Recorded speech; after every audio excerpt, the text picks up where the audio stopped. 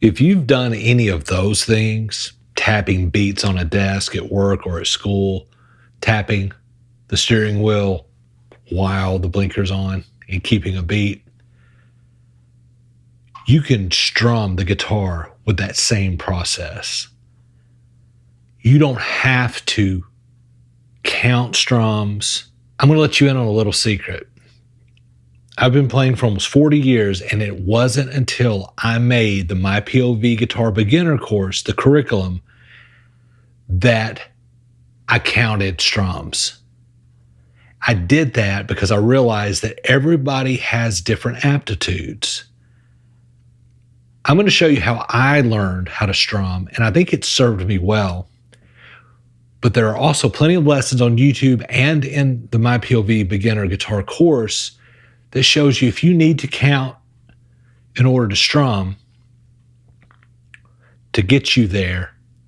I teach both ways. If you go online, man, everybody is so dogmatic, and we tend to do this as humans. I'm the worst at this.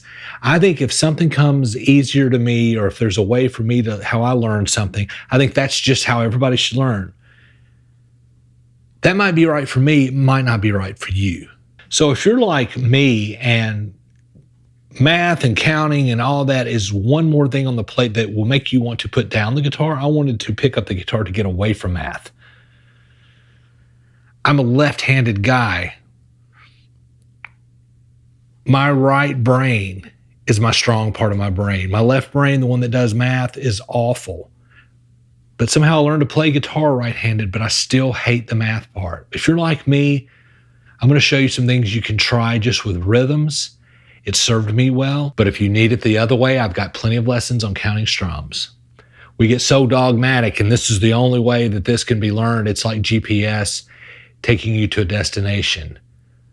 There are different roads you can take to get to that destination. It just doesn't have to be the one way.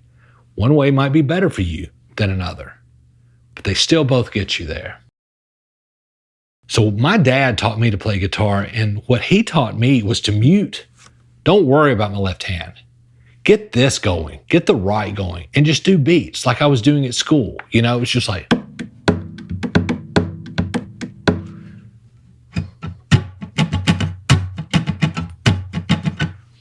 you want to be holding the pick and have a pick that's flexible, or if you're not using a pick, you know, learn how far away you need to be. You know, you don't need to, how hard you need to strum. Because if you're keeping time, you're basically playing drums with your right hand. And then when you learn your chords, you can open them up, like have one ready, but mute it. So like G, okay?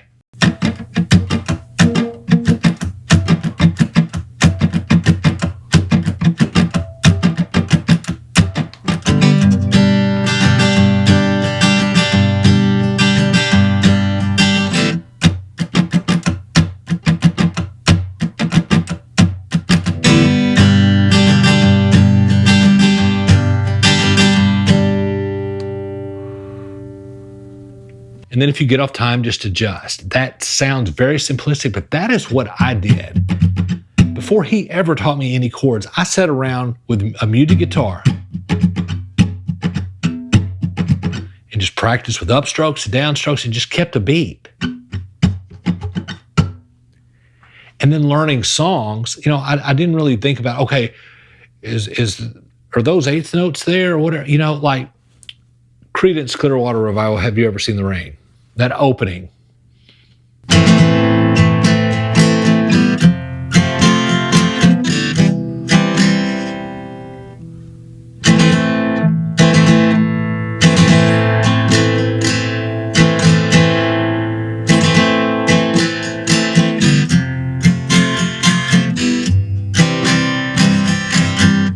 But as a child, I was learning these songs off the tape, you know, tape deck, and rewinding and going, okay, wait.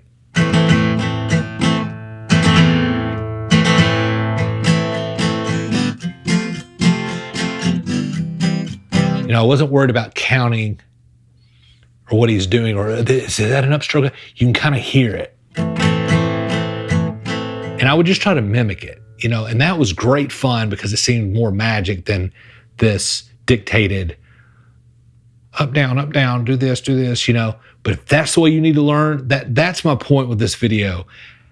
Too many people online poo-poo and go, you can't play unless you do this. And I'm here to tell you, I've never counted.